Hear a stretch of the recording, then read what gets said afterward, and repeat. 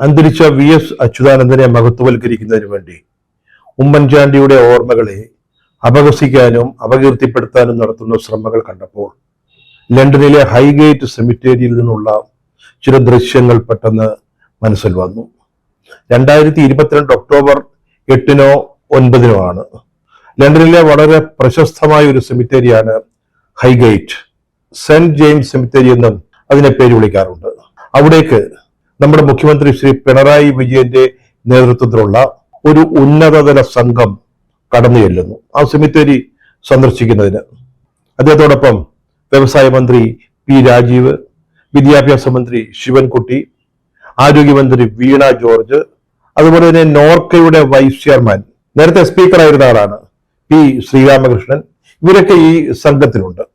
ലോകത്തിന്റെ വിവിധ ഭാഗങ്ങളിൽ നിന്ന് ലണ്ടനിൽ എത്തുന്ന കമ്മ്യൂണിസ്റ്റ് പ്രവർത്തകർ, നേതാക്കൾ, അവരൊക്കെ നിർബന്ധമായും സന്ദർശിക്കുന്ന ഒരിടമാണ് ഹൈഗേറ്റ് സെമിറ്ററി. അവിടം സന്ദർശിക്കാതെ അവര് ലണ്ടൻ വിടാറില്ല. അവരെ സംബന്ധിച്ചോളം ഒരു തീർത്ഥാടന കേന്ദ്രം പോലെയാണ് ഈ സെമിറ്ററി. അവിടെയാണ് മാർക്സിസത്തിന്റെ ആചാര്യനായ കാറൽ മാർക്സിന്റെ ശവകുടീരം സ്ഥിതി ചെയ്യുന്നത്. അദ്ദേഹത്തിന്റെ ഭൗതിക ശരീരം അടക്കിയിരിക്കുന്നത് ഈ സെമിത്തേരിയിലാണ്. അവിടേക്കാണ് നമ്മുടെ പിണറായി വിജയന്റെ നേതൃത്വത്തിലുള്ള സംഘം കടന്നു ചെല്ലുന്നത്. മന്ത്രിമാരടങ്ങുന്ന ഈ ഉന്നതതല ഡെലിഗേഷൻ അവർ ഔദ്യോഗിക സന്ദർശനത്തിനായിട്ട് UK പോയതാണ്. അതിനിടയ്ക്കാണ് ഈ സെമിത്തേരി സന്ദർശിക്കാൻ സമയം കണ്ടെത്തിയത്. അവരവിടെ കാറൽ മാർക്സിന്റെ ശവകുടീരത്തിന് മുമ്പിൽ നമ്ര ശിരസ്കരായിട്ട് നിൽക്കുന്നു. അവര് ആദരാഞ്ജലികൾ അർപ്പിക്കുന്നു, അഭിവാദ്യ മുദ്രാവാക്യങ്ങൾ മുഴക്കുന്നു. എന്നിട്ട് ശ്രീ പിണറായി വിജയൻ അല്പം ശാരീരിക അവശതകൾ ഉണ്ടായിരുന്നിട്ടുകൂടി കുനിഞ്ഞ് ആ ശവകുടീരത്തിന് മുമ്പിൽ ഒരു പുഷ്പചക്രം അർപ്പിക്കുന്നു. കാറൽ മാർക്സിന്റെ കബറിടത്തിന് മുമ്പിൽ നിൽക്കുമ്പോൾ നമ്മുടെ ശിവൻകുട്ടിയുടെയൊക്കെ ഒരു മുഖം ശബരിമല അയ്യപ്പ സന്നിധിയിൽ 18-ാം പടി കയറി ചെന്ന് തൊഴുതു നിൽക്കുന്ന ഒരു ഭക്തന്റെ മുഖഭാവമാണ്.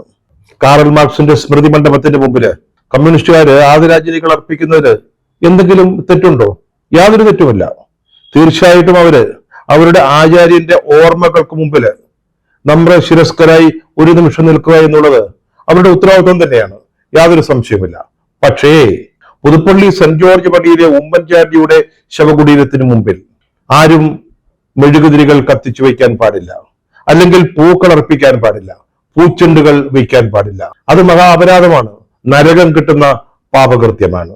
നമുക്ക് ചൈനയില് ബീജിംഗില് മാവോ സേതുങ്ങിന്റെ മൃതശരീരം എംബാം ചെയ്ത് പിൽക്കാല തലമുറയ്ക്ക് വേണ്ടി സൂക്ഷിക്കാം. അതുപോലെ മോസ്കോയില് ലെനിന്റെ മൃതശരീരം എംബാം ചെയ്ത് സൂക്ഷിക്കാം. അതിനൊന്നും തെറ്റില്ല. അവിടെ നമുക്ക് ഇൻക്ലാബ് വിളിക്കാം. പക്ഷെ പാവപ്പെട്ട ഉമ്മൻചാണ്ടിയുടെ ശവകുടീരത്തിന് മുമ്പിൽ ആരെങ്കിലും ഒരാൾ മെഴുകുതിരികൾ കത്തിച്ചു വെച്ചിട്ട് പ്രാർത്ഥിക്കുന്നതോ അല്ലെങ്കിൽ അവിടെ തലകുനിച്ചു നിൽക്കുന്നതോ തെറ്റാണ്, പാപമാണ്. VS അച്യുതാനന്ദന്റെ അന്ത്യോപചാര ചടങ്ങുകൾ, അദ്ദേഹത്തിന്റെ അവസാന നിമിഷങ്ങള് ലൈവായി റിപ്പോർട്ട് ചെയ്യുമ്പോൾ ഒരു മാധ്യമ പ്രവർത്തകൻ പറഞ്ഞ വാക്കുകൾ, അതിന്റെ അർത്ഥം എന്താണെന്ന് ഇപ്പോഴും മനസ്സിലായിട്ടില്ല. എന്തിനാണ് ഈ സന്ദർഭത്തിൽ കേരളം കണ്ട മഹാനായ ഒരു നേതാവ് VS അച്യുതാനന്ദന്റെ അന്ത്യകർമ്മങ്ങൾ നടക്കുമ്പോൾ അതിന്റെ അവസാന നിമിഷങ്ങളിൽ എന്തിന് ഉമ്മൻചാണ്ടിയെ അപഹസിക്കാൻ ആ അവസരം ഉപയോഗിച്ചു എന്നുള്ളത് പലർക്കും ഇതുവരെ മനസ്സിലായിട്ടില്ല. എന്തെങ്കിലും പ്രത്യേക ഉദ്ദേശങ്ങൾ ഉണ്ടാവാം, അത് കേട്ട് സന്തോഷിച്ചവരുണ്ടാവാം. പക്ഷെ എന്തിനായിരുന്നു ഈ അവസരം അതിന് ചെലവഴിച്ചത്? അദ്ദേഹം പറയുകയാണ്, അതായത് പുന്നപ്ര വലിയ ചുടുകാട്, അവിടെയാണല്ലോ VSന്റെ അന്ത്യവിശ്രമം. അവിടെ ഒരു പുണ്യവാളനായി അദ്ദേഹം ഉയർത്തെഴുന്നേൽക്കുകയില്ല. VSനെ കുറിച്ചാണ് പറയുന്നത്. അവിടെ അദ്ദേഹം ഒരു പുണ്യവാളനായി ഉയർത്തെഴുന്നേൽക്കുകയില്ല. മെഴുകുതിരി കത്തിച്ചു വെച്ചിട്ട് ആരെങ്കിലും അത്ഭുതങ്ങൾക്ക് വേണ്ടി പ്രാർത്ഥിക്കുകയോ ഭക്തജന പ്രവാഹമെന്ന് സമുദായ പത്രങ്ങൾ വണ്ടയ്ക്കാം നിരത്തുകയോ ചെയ്യില്ല. ഇവിടെ VS അച്യുതാനന്ദനിൽ നിന്ന് വളരെ വേറിട്ട ഒരു വ്യക്തിത്വമായിരുന്ന, മറ്റൊരു രാഷ്ട്രീയത്തെ പ്രതിനിധീകരിച്ചിരുന്ന, മറ്റൊരു പ്രവർത്തന ശൈലിയുടെ ഉടമയായിരുന്ന ഉമ്മൻചാണ്ടിയെ കുറിച്ച് എന്തിനാണ് ഇതുപോലെ അപകീർത്തികരമായി സംസാരിക്കുന്നത് എന്നുള്ളതാണ് കേരളത്തിലെ ജനങ്ങൾ ചിന്തിച്ചുകൊണ്ടിരിക്കുന്നത്. ആരാണ് താങ്കളോട് പറഞ്ഞത് അവിടെ നിന്ന് ഒരു പുണ്യവാളൻ ഉയർത്തെഴുന്നേൽക്കാൻ പോകുന്നു, അല്ലെങ്കിൽ ഒരു പുണ്യവാളനാണ് അവിടെ കിടക്കുന്നതെന്ന്? ആരെങ്കിലും ആ ഒരു അവകാശവാദം ഉന്നയിച്ചോ? അല്ലെങ്കിൽ ഇവിടെ എന്തെങ്കിലും അത്ഭുതങ്ങൾ സംഭവിക്കും എന്ന് പ്രതീക്ഷിച്ചുകൊണ്ട് അല്ലെങ്കിൽ ആഗ്രഹിച്ചുകൊണ്ട് ആരെങ്കിലും ഇവിടെ പ്രാർത്ഥന നടത്തിയോ? അല്ലെങ്കിൽ മെഴുകുതിരി കത്തിച്ചു വെച്ചോ? ഏത് സമുദായ പത്രമാണ് ഇവിടെ ഭക്തജന പ്രവാഹമെന്ന് റിപ്പോർട്ട് ചെയ്തത്? അദ്ദേഹത്തിന്റെ ബന്ധുക്കളോ കുടുംബാംഗങ്ങളോ ഇന്ന് അദ്ദേഹത്തിന്റെ പാർട്ടിയോ അങ്ങനെ ഒരു നറേറ്റീവ് കൊണ്ടുവന്നോ? അദ്ദേഹത്തിന്റെ ശവകുടീരത്തിന്റെ മുകളില് ഒരു ലളിത വാചകം മാത്രമാണ് എഴുതി വച്ചിരിക്കുന്നത്. ഈ മനുഷ്യൻ സത്യമായും ഒരു നീതിമാനായിരുന്നു എന്നത് മാത്രം. ആ വാചകത്തില് അദ്ദേഹത്തിന്റെ ജീവചരിത്രമുണ്ട്. അതുകൊണ്ടാണ് ആ വാചകം അവിടെ കൊത്തിവെച്ചിരിക്കുന്നത്. അല്ലാതെ അദ്ദേഹം ഒരു പുണ്യവാളനാണെന്ന് ആരും പറയുന്നില്ല. അവിടെ അങ്ങനെ എഴുതി വെച്ചിട്ടില്ല. ആരും അങ്ങനെ ഒന്ന് പ്രാർത്ഥിക്കുന്നില്ല. പക്ഷേ അദ്ദേഹത്തെ നിരന്തരം വേട്ടയാടിയവരോട് ആ വാചകം നിശബ്ദമായി സംസാരിക്കുന്നുണ്ട്. അദ്ദേഹം ജീവിച്ചിരിക്കുമ്പോൾ അദ്ദേഹത്തോട് നിങ്ങൾ എന്തൊക്കെയാണ് ചെയ്തത്? എന്നാലും ഇപ്പോൾ ലോകം മനസ്സിലാക്കുന്നു ആ മനുഷ്യൻ ഒരു നീതിമാനായിരുന്നു എന്ന്. ഉമ്മൻചാണ്ടി എന്ന് പറയുന്ന വ്യക്തിയെ അതിരറ്റു സ്നേഹിച്ച ലക്ഷക്കണക്കിന് ആളുകള് കേരളത്തിലുണ്ടായിരുന്നു. അതിൽപ്പെട്ട ആ വിഭാഗത്തിൽപ്പെട്ട ചില ആളുകളാണ് അവിടെ വന്ന് മെഴുകുതിരി കത്തിച്ചു വെച്ച് അല്ലെങ്കിൽ ഒരു പൂച്ചെണ്ട് അർപ്പിച്ചുകൊണ്ട് അദ്ദേഹത്തിന് ആദരാഞ്ജലികൾ അർപ്പിക്കുന്നത്. അദ്ദേഹത്തിൽ നിന്ന് എന്തെങ്കിലും സഹായം ലഭിച്ചിട്ടുള്ളവര്, അദ്ദേഹത്തിന്റെ ഒരു കൈ തലോടൽ അനുഭവിച്ചിട്ടുള്ളവര് അവരാണ് വരുന്നത്. സുഹൃത്തെ, വെറും പാവത്തങ്ങളാണ് ഇവര്. ഇവരാരും ബുദ്ധിജീവികളൊന്നുമല്ല. നേരിൽ കണ്ടു ചോദിച്ചപ്പോൾ ചില സഹായങ്ങളോ സ്നേഹമോ കരുതലോ അനുഭവിച്ചിട്ടുള്ള ആളുകൾ മരിച്ചതിനു ശേഷവും അദ്ദേഹത്തിന്റെ മുമ്പിൽ വന്ന് പറഞ്ഞാൽ ജീവിതത്തിൽ എന്തെങ്കിലും നല്ലത് നടക്കുമെന്ന് ആഗ്രഹിക്കുന്നവരായി വരുന്നത്. ഒരു ആശ്വാസം, ഒരു സന്തോഷം, മനസ്സിനൊരു തണുപ്പ്, അത് പ്രതീക്ഷിച്ചു വരുന്ന വേറൊരു സാധുക്കളാണ്. ആ സാധുക്കൾ അവിടെ വന്ന് ഒരു മെഴുകുതിരി കത്തിക്കുകയോ ഒരു നിമിഷം ആ ഓർമ്മകൾക്ക് മുമ്പിൽ കൈകൂപ്പി നിൽക്കുകയോ ചെയ്താൽ ആർക്ക് എന്താണ് പ്രശ്നം? എന്താണ് കുറ്റം? പിണറായി വിജയനും സംഘവും കാറൽ മാർക്സിന്റെ ശവകുടീരത്തിന്റെ മുമ്പിൽ നമ്രശിരസ്കരായി നിൽക്കുന്നതിനപ്പുറത്ത് എന്ത് തെറ്റാണ് അവർ ചെയ്യുന്നത്? കമ്മ്യൂണിസ്റ്റ് നേതാക്കള് ലെനിന്റെയും മാവോയുടെയും എംബാം ചെയ്ത മൃതശരീരത്തിന് മുമ്പിൽ കൈകൂപ്പി നിന്നിട്ടില്ലേ? എന്തുകൊണ്ട് ഉമ്മൻചാണ്ടിക്ക് മാത്രം ഈ പതിത്വം നിങ്ങൾ കൽപ്പിക്കുന്നു? മറ്റ് സ്മാരകങ്ങളുടെ മുമ്പിൽ ഇംഗ്ലാവ് വിളിക്കാം, പക്ഷെ ഉമ്മൻചാണ്ടിയുടെ ഈ സ്മൃതി മണ്ഡപത്തിന്റെ മുമ്പിൽ ഒരു നിമിഷം നിശബ്ദനായി നിന്ന് പ്രാർത്ഥിക്കാൻ പാടില്ല എന്നാണോ നിങ്ങളൊക്കെ കരുതി വച്ചിരിക്കുന്നത്? നമ്മൾ നേരത്തെ പറഞ്ഞതുപോലെ വി.എസ്. അച്യുതാനന്ദൻ ഒരു മഹാനായ നേതാവായിരുന്നു. പാവപ്പെട്ട ജനങ്ങൾക്ക് വേണ്ടി നിന്ന ഒരാളാണ്. സാമൂഹിക നീതിക്ക് വേണ്ടി പോരാടിയ ഒരു വ്യക്തിയാണ്. ആർക്കും ഒരു സംശയവുമില്ല. പക്ഷെ അദ്ദേഹത്തെ ഉയർത്തിക്കാട്ടുന്നതിന് വേണ്ടി എന്തിനാണ് ഉമ്മൻചാണ്ടിയെ ഇകഴ്ത്തി പറയുന്നത്? 5 രൂപ കൊടുത്തൊരു മെഴുകുതിരി വാങ്ങിച്ച് അവിടെ കത്തിച്ചു വയ്ക്കുന്നതിന്റെ പേരിൽ എന്തിനാണ് ഇത്രയും കോലാഹലം ഉണ്ടാക്കുന്നത്? അദ്ദേഹം വിശദമായിട്ട് അദ്ദേഹം സ്വയം പ്രഖ്യാപിച്ചോ? അല്ലെ നേരത്തെ പറഞ്ഞ ഒരു കുടുംബമോ പാർട്ടിയോ ബന്ധുക്കളോ സുഹൃത്തുക്കളോ പുതുപ്പള്ളിക്കാരോ പറഞ്ഞോ? അങ്ങനെ പറഞ്ഞോ? ഇല്ലല്ലോ. ഇതൊന്നുമല്ലാതെ ഈ പറഞ്ഞതിൽ ഒരു വിശ്വാസത്തിന്റെയും ആചാരത്തിന്റെയും ഒരു വിഷയം കൂടെയുണ്ട്. ക്രൈസ്തവ വിശ്വാസങ്ങളുമായി ചില സങ്കല്പങ്ങളുമായി ബന്ധപ്പെട്ട ചില കാര്യങ്ങൾ. ക്രൈസ്തവരിൽ ബഹുഭൂരിപക്ഷം ആളുകളും ബന്ധുക്കളുടെയോ ഉറ്റവരുടെയോ സുഹൃത്തുക്കളുടെയോ ഒക്കെ ശവകുടീരം സന്ദർശിക്കാൻ എത്തുമ്പോൾ ഓർമ്മയ്ക്കെന്നോണം ഒരു മെഴുകുതിരി കത്തിക്കുന്നവരാ. അതൊരു സ്നേഹത്തിന്റെ അടയാളമാണ്. മൺമറിഞ്ഞു പോയ പിതാക്കന്മാരുടെയും മാതാക്കളുടെയും സ്മരിക്കുന്നതിന് തുല്യമാണ്. അതിനുവേണ്ടി ചെയ്യുന്ന ഒരു ആചാരം മാത്രമാണ്. ചിലരൊരു മെഴുകുതിരി കത്തിച്ചു വെക്കും, മറ്റു ചിലരൊരു പൂച്ചെണ്ട് അർപ്പിക്കും. ഇതൊക്കെ ഒരു വിശ്വാസത്തിന്റെയും കൂടെ ഭാഗമാണ്. വ്യക്തിപരമായിട്ട് പറയുകയാണെങ്കിൽ ഞാൻ അങ്ങനെ വിശ്വസിക്കുന്ന ഒരാളല്ല, അത്തരത്തിലൊരു വിഭാഗത്തിൽപ്പെട്ട ആളല്ല. പക്ഷേ അങ്ങനെ വിശ്വസിക്കുന്ന ബന്ധുക്കളുടെയോ സുഹൃത്തുക്കളുടെയോ ശവകുടീരത്തിലെത്തുമ്പോൾ ഞാനും ഒരു മെഴുകുതിരി കത്തിക്കാറുണ്ട്. എന്താണ് അതിൽ തെറ്റ്? അതുകൊണ്ട് എന്ത് പാതകമാണ് സംഭവിക്കുന്നത്?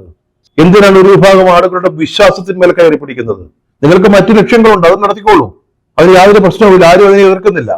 പക്ഷേ മറ്റു വ്യക്തികളെ എന്തിന് ആക്ഷേപിക്കണം? മറ്റു വിശ്വാസങ്ങളെ എന്തിന് അപഹസിക്കണം? ഉമ്മൻചാണ്ടിയുടെ ശവകുടീരത്തിന് മുമ്പിൽ മെഴുകുതിരി കത്തിച്ചു വയ്ക്കുന്നതിനെ പുച്ഛിക്കുന്നതിനൊപ്പം ഈ ലേഖകൻ ഒരു വലിയ സ്വപ്ന ലോകത്തിലൂടെ സഞ്ചരിക്കുന്നതും നമുക്ക് കാണാം.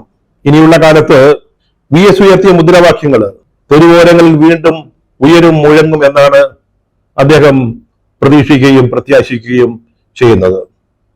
പുതിയ ആകാശവും പുതിയ ഭൂമിയും പിറക്കുന്ന മഹാത്ഭുതം സംഭവിക്കുക തന്നെ ചെയ്യും.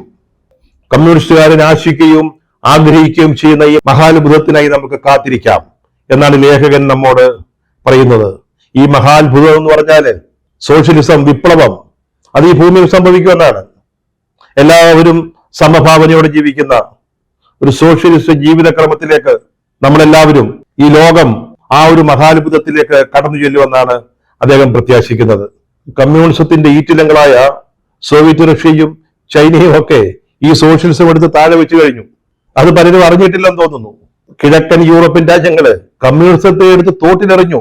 സ്റ്റാലിന്റെയും ലെനിന്റെയും ഒക്കെ പ്രതിമകള് സോവിയറ്റ് യൂണിയനിലെ നിലംപൊത്തി. നമ്മുടെ പിണറായിയോ അല്ലെങ്കിൽ പാർട്ടിയുടെ അഖിലേന്ത്യാ ജനറൽ സെക്രട്ടറി ബേബി സഖാവോ പോലും ഇപ്പോൾ ആ ഒരു മഹാത്ഭുതത്തെ പറ്റി സ്വപ്നം കാണുകയോ പ്രതീക്ഷിക്കുകയോ ചെയ്യുന്നില്ല. എന്തിന് അന്തരിച്ച VS അച്യുതാനന്ദന് പോലും ആ പ്രതീക്ഷ എന്നേ നഷ്ടപ്പെട്ടതാണ്. എന്നിട്ട് പറയുകയാണ്, ഉമ്മൻചാണ്ടിയുടെ ശവകുടീരത്തിൽ മെഴുകുതിരി കത്തിക്കുന്നത് പോലെയല്ല കാര്യങ്ങൾ. VS ഉയർത്തിയ മുദ്രാവാക്യങ്ങൾ ഇനിയും ഈ തെരുവുകളിൽ ഉയരട്ടെ, കുഴപ്പമില്ല. അതുമാത്രമല്ല, കമ്മ്യൂണിസ്റ്റുകാരൻ പ്രതീക്ഷയോടെ കാത്തിരിക്കുന്ന ആ ഒരു വിപ്ലവം അത് നടക്കുക തന്നെ ചെയ്യും എന്ന് പറയുകയാണ്. ഈ വാക്കുകൾ സ്വപ്നലോകത്തിൽ സഞ്ചരിക്കുന്ന ആരുടേതാണ്. അതുകൊണ്ട് സത്യം പറഞ്ഞാല് ഇത് മറുപടി അർഹിക്കുന്നില്ല എന്നാണ് ആദ്യം വിചാരിച്ചത്. പക്ഷേ അതിന്റെ പേരിൽ ഉമ്മൻചാണ്ടിയെ പോലൊരു മനുഷ്യന്റെ ധാരാളം ആളുകളെ സ്നേഹിക്കുകയും ആദരിക്കുകയും ആദരവോടെ ഓർമ്മിക്കുകയും ചെയ്യുന്ന ഒരു മനുഷ്യന്റെ മേൽ അനാവശ്യമായ ആക്ഷേപങ്ങൾ ചൊരിയുന്നത് കണ്ടപ്പോൾ രണ്ടുപേരി ഇത് സംബന്ധിച്ച് പറഞ്ഞു എന്നേ ഉള്ളൂ. ഈ മാധ്യമപ്രവർത്തകൻ ഇതിനൊക്കെ ഒരു ന്യായീകരണം കൊണ്ടുവരുന്നുണ്ട്. BR അംബേദ്കറെ കൂട്ടുപിടിച്ചാണ് ഈ ന്യായീകരണങ്ങൾ അവതരിപ്പിക്കുന്നത്. അംബേദ്കർ പറഞ്ഞിട്ടുണ്ട്, രാഷ്ട്രീയ നേതാക്കളോടുള്ള ഒരു ആരാധനയല്ല വേണ്ടത്, അവരെ ഉയർത്തിപ്പിടിച്ചിട്ടുള്ള ആശയങ്ങള്, മുദ്രാവാക്യങ്ങള് തുടരാനുള്ള ഒരു ഉത്തരവാദിത്വമാണ് നമ്മൾ കാണിക്കേണ്ടത്. ശരിയാണ്. ഇവിടെയാണ് അദ്ദേഹം നേരത്തെ പറഞ്ഞൊരു വാചകം, VS ഉയർത്തിയ മുദ്രാവാക്യങ്ങൾ ഇനിയും ഈ തെരുവുകളിൽ മുഴങ്ങും എന്നുള്ളത്. ആ ഒരു പ്രതീക്ഷയാണ് അദ്ദേഹം പങ്കുവയ്ക്കുന്നത്, ഒരു കമ്മ്യൂണിസ്റ്റുകാരന്റെ പ്രതീക്ഷ. ഒരൊറ്റ കാര്യം ചോദിച്ചോളട്ടെ, ആ മുദ്രാവാക്യം ഇനി കേരളത്തിൽ മുഴക്കേണ്ടത് ആരാണ്? കേരളത്തിലെ CPM അല്ലേ? VSന്റെ പാർട്ടി CPM ആയിരുന്നില്ലേ? അവസാന നിമിഷം വരെ അദ്ദേഹം CPM കാരനായിട്ട് തുടർന്നില്ലേ? അദ്ദേഹം പാർട്ടി വിട്ടു പോയേക്കുമെന്നൊക്കെ പലപ്പോഴും പലരും പറഞ്ഞിട്ടുണ്ട്. അവസാന നിമിഷവും ചെങ്കൊടി പുതച്ചുകൊണ്ടാണ് അദ്ദേഹം ആലപ്പുഴ വലിയ ചൂടുകാട്ടിലേക്ക് സഞ്ചരിച്ചത്. ഇന്നത്തെ CPM VS അച്യുതാനന്ദൻ ഉയർത്തിയ മുദ്രാവാക്യങ്ങൾ ഇനി മുഴക്കുമോ? ഇത് കോർപ്പറേറ്റ് വൽക്കരിക്കപ്പെട്ട CPM ആണ് ഇപ്പോൾ ഉള്ളത്. അതിനെതിരെയാണ് VS പോരാടിയത്, ധാരാളം പോരാടി. അവസാനം അദ്ദേഹം പരാജയപ്പെടുകയാണ് ചെയ്തത്. അദ്ദേഹം ഉദ്ദേശിച്ച രീതിയിലല്ല പാർട്ടി മുന്നോട്ട് പോയത്. മറ്റ് ആശയങ്ങളുമായി നിൽക്കുന്നവരുടെ കൈകളിലാണ് പാർട്ടി എത്തിപ്പെട്ടത്. താങ്കൾ അവരോട് പറയുമോ, നിങ്ങൾ തിരുത്തണം, നിങ്ങൾ ഇനി VSന്റെ മുദ്രാവാക്യങ്ങൾ ഏറ്റെടുക്കണം, VS വെട്ടിത്തുറന്ന വഴികളിലൂടെ ഈ പാർട്ടിയെ മുന്നോട്ട് കൊണ്ടുപോകണം എന്ന് പറയാൻ സാധിക്കുമോ? നമുക്ക് ആർക്കെങ്കിലും സാധിക്കുമോ? അങ്ങനെ ആ പാർട്ടി ചെയ്യുമോ? അല്ലാതെ പിന്നെ എങ്ങനെയാണ് കേരളത്തിലെ തെരുവീതികളില് VS ഉയർത്തിയ മുദ്രാവാക്യങ്ങൾ ഇനിയും നമുക്ക് കേൾക്കാൻ സാധിക്കുക? ഉമ്മൻചാണ്ടിയെയും VS അച്യുതാനന്ദനെയും താരതമ്യപ്പെടുത്തരുത്. രണ്ടും ഒരേ രീതിയിലുള്ളവരാണെന്നുള്ള നെറേറ്റീവ് കൊണ്ടുവരരുത് എന്ന് പലരും പറയുന്നുണ്ട്. ശരിയാണ്. രണ്ടും രണ്ട് വ്യത്യസ്ത വഴികളിലൂടെ, പാന്താവിലൂടെ സഞ്ചരിച്ചവർ തന്നെയാണ്. രണ്ടുപേരുടെയും രാഷ്ട്രീയം വേറെ വേറെയായിരുന്നു. അവരുടെ രീതികളും നയങ്ങളും അവരുടെ പ്രവർത്തികളും എല്ലാം രണ്ടായിരുന്നു. ഒന്നാണെന്ന് ആരാണ് പറഞ്ഞത്? ആരും പറഞ്ഞിട്ടില്ല. പക്ഷേ VSനെയും അതുപോലെ തന്നെ ഉമ്മൻചാണ്ടിയെയും സ്നേഹിക്കുന്ന വെവ്വേറെ വിഭാഗങ്ങൾ കേരളത്തിലുണ്ടായിരുന്നു. അതാണ് അവരുടെ അന്ത്യയാത്രകളിലൊക്കെ നമ്മൾ കണ്ടത്. ഇവരൊക്കെ പറയുന്നത് രണ്ടും വ്യത്യസ്തരാണെന്ന് സ്ഥാപിക്കാൻ വേണ്ടി ചിലർ പറയുന്നത് ഉമ്മൻചാണ്ടി വിമോചന സമരത്തിന്റെ സന്തതിയാണെന്നാണ്. 1957 EMSന്റെ നേതൃത്വത്തിലുള്ള കമ്മ്യൂണിസ്റ്റ് മന്ത്രിസഭ കേരളത്തിൽ അധികാരത്തിൽ വരുമ്പോ ഈ ഉമ്മൻചാണ്ടി എന്ന് പറയുന്ന ആൾ 15 വയസ്സാണ്. വിമോചന സമരം ആരംഭിക്കുമ്പോൾ ഒരു 17 വയസ്സായിട്ടുണ്ടാവും. അദ്ദേഹത്തെയാണ് നിങ്ങൾ വിമോചന സമരത്തിന്റെ സന്തതിയായിട്ട് കാണുന്നത്. അതേസമയം VS അധസ്ഥിതരായ ആളുകൾക്ക് വേണ്ടി നിന്ന ആളാണ്. അവർക്ക് തല ഉയർത്തി പിടിച്ചു നിൽക്കാനുള്ള കഴിവിന് വേണ്ടി പോരാടിയ ആളാണ്. സംശയമില്ല, അതിൽ തർക്കമൊന്നുമില്ല. പക്ഷെ നിങ്ങൾ ഉമ്മൻചാണ്ടിയെ വിമോചന സമരത്തിന്റെ സന്തതി എന്ന് വ്യാഖ്യാനിക്കുന്നത്, അല്ലെങ്കിൽ അങ്ങനെ ഒരു നറേറ്റീവ് കൊണ്ടുവരുന്നത് വിമോചന സമരത്തിന് കോൺഗ്രസ് നേതൃത്വം കൊടുത്തത് കൊണ്ടായിരിക്കുമല്ലോ, ആ കോൺഗ്രസിലെ ഒരു പിന്മുറക്കാരനായതുകൊണ്ടായിരിക്കുമല്ലോ. അങ്ങനെയാണെങ്കിൽ അധസ്ഥിതർക്ക് വേണ്ടി, പാർശ്വവൽക്കരിക്കപ്പെട്ടവർക്ക് വേണ്ടി ഏറ്റവും കൂടുതൽ പോരാട്ടങ്ങൾ നടത്തിയത് കോൺഗ്രസ് അല്ലേ? വൈക്കം സത്യാഗ്രഹം, ഗുരുവായൂർ സത്യാഗ്രഹം, ശുചീന്ദ്രം ക്ഷേത്രത്തിന് മുമ്പിലെ സത്യാഗ്രഹം. അന്ന് ശുചീന്ദ്ര ക്ഷേത്രം തിരുവിതാംകൂറിന്റെ ഭാഗമാണ്. മറ്റ് പല പല ക്ഷേത്രങ്ങളില് അതിനൊക്കെ നേതൃത്വം കൊടുത്തത് കോൺഗ്രസ് ആയിരുന്നില്ലേ? കോൺഗ്രസും സ്റ്റേറ്റ് കോൺഗ്രസും ഒക്കെ ആയിരുന്നില്ലേ? അപ്പോൾ അതിന്റെ ഒരു പിന്തുടർച്ച കൂടി നിങ്ങൾ ഉമ്മൻചാണ്ടിക്ക് കൊടുക്കേണ്ടതല്ലേ? 1936 ചരിത്ര പ്രസിദ്ധമായ ക്ഷേത്രപ്രവേശന വിളംബരം തിരുവിതാംകൂറിൽ സംഭവിക്കുന്നത്. ഇന്ത്യയിൽ ആദ്യമായിട്ട് നടയാൻ ഇതുപോലെ ഒരു സാമൂഹിക വിപ്ലവത്തിന് തുടക്കം കുറിച്ച ഒരു രാജകീയ ശാസനം പുറത്തു വന്നത് 1936 അത് കോൺഗ്രസ് നടത്തിയ പോരാട്ടങ്ങളുടെ തുടർച്ചയായിട്ടായിരുന്നു. എന്താർക്കെങ്കിലും സംശയമുണ്ടോ? അന്ന് CPI രൂപം കൊണ്ടിട്ട് പോലുമില്ല. അത് കഴിഞ്ഞ് 1939 3 വർഷം കഴിഞ്ഞാണ് പിണറായിയുടെ പാറപ്പുറത്ത് CPI എന്ന് പറയുന്ന പാർട്ടി ഉണ്ടായത് തന്നെ. എങ്കിൽ അതിന്റെയും ഒരു പിന്തുടർച്ചാവകാശം ഉമ്മൻചാണ്ടിക്ക് കിട്ടേണ്ടതല്ലേ? മറിച്ച് വിടവാങ്ങിപ്പോയിട്ട് 2 വർഷമായിട്ടും നിങ്ങൾ എന്തിനാണ് ഈ ഉമ്മൻചാണ്ടിയുടെ പിന്നാലെ കൂടിയിരിക്കുന്നത്, അദ്ദേഹത്തെ അപഹസിക്കുന്നത്, അദ്ദേഹത്തെ കുറ്റപ്പെടുത്തുന്നത്? ജീവിച്ചിരുന്നപ്പോൾ CPM ഏറ്റവും കൂടുതൽ ഭയപ്പെട്ടിരുന്ന നേതാവ് ഉമ്മൻചാണ്ടിയായിരുന്നു, യാതൊരു സംശയവുമില്ല. അതുകൊണ്ടാണ് അദ്ദേഹത്തെ നിരന്തരം എന്നോണം വേട്ടയാടിയത്. അഴിമതി കഥകളിലൂടെ 5000 കോടി രൂപയുടെ വിഴിഞ്ഞം പദ്ധതിയിൽ 6000 കോടി രൂപയുടെ അഴിമതി എന്ന് വെണ്ടയ്ക്കായിൽ അച്ചു നിരത്തിയത് സമുദായ പത്രങ്ങളല്ല, ദേശാഭിമാനിയായിരുന്നു. അങ്ങനെ എത്രയെത്ര അഴിമതി ആരോപണങ്ങൾ. അവസാനം സോളാർ കേസിന്റെ പേരില് അദ്ദേഹത്തെ വേട്ടയാടിയില്ലേ, ആ കുടുംബത്തെ വേട്ടയാടിയില്ലേ? എങ്ങനെയൊക്കെയാണ് നിങ്ങൾ പീഡിപ്പിച്ചത്? അദ്ദേഹം തന്നെ നിയോഗിച്ച ഒരു ജുഡീഷ്യൽ അന്വേഷണ കമ്മീഷൻ, ആ റിപ്പോർട്ടിൽ ഒന്നുമില്ലാതിരുന്നിട്ട് കൂടി അദ്ദേഹത്തിനെതിരെ കേസെടുക്കാൻ നോക്കി. ക്രൈംബ്രാഞ്ച് അന്വേഷിച്ചു. ക്രൈംബ്രാഞ്ച് പറഞ്ഞ ഇതിലൊന്നുമില്ല. കേരള പോലീസ്, പിണറായിയുടെ കീഴിലുള്ള പോലീസ് പറഞ്ഞ ഇതിലൊന്നുമില്ല, കേസെടുക്കാൻ പറ്റില്ല.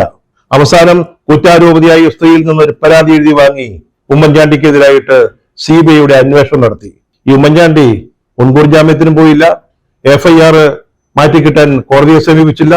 അദ്ദേഹം അതിനെ നേരിട്ടു. എന്താണ് സംഭവിച്ചതെന്ന് നമുക്ക് എല്ലാവർക്കും അറിയാം. മരിച്ചു 2 വർഷം കഴിഞ്ഞിട്ടും വീണ്ടും നിങ്ങൾ ഉമ്മൻചാണ്ടിയെ വേട്ടയാടുകയാണ്. അദ്ദേഹത്തിന്റെ ശവകുടീരത്തിന്റെ മുമ്പിൽ കത്തിക്കുന്ന മെഴുകുതിരികളുടെ പേരിൽ. എന്തൊരു കഷ്ടമാണ്. കാറൽ മാർക്സിന്റെ സ്മാരക മണ്ഡപത്തിന് മുമ്പിൽ പിണറായി വിജയന് പൂച്ചുണ്ട് വയ്ക്കാം. അതുപോലെ തന്നെ മാവോയുടെയും ലെനിന്റെയും മൃതശരീരങ്ങൾ എംബാം ചെയ്ത് സൂക്ഷിക്കാം. എന്നിട്ട് അതിന്റെ മുമ്പിൽ നിന്ന് അഭിവാദ്യം അർപ്പിക്കാം. പക്ഷെ പുതുപ്പള്ളി സെന്റ് ജോർജ് പള്ളി അങ്കണത്തിലുള്ള ഉമ്മൻചാണ്ടിയുടെ ശവകുടീരത്തിന്റെ മുമ്പിൽ ആരും പോകരുത്, ഒരു മെഴുകുതിരി വെക്കരുത്, ഒരു പൂച്ചണ്ട് അർപ്പിക്കരുത്. അതൊക്കെ ഉമ്മൻചാണ്ടിയെ പുണ്യവാളനാക്കാനുള്ള ശ്രമങ്ങളാണ്. ജാഗ്രത പാലിക്കണം.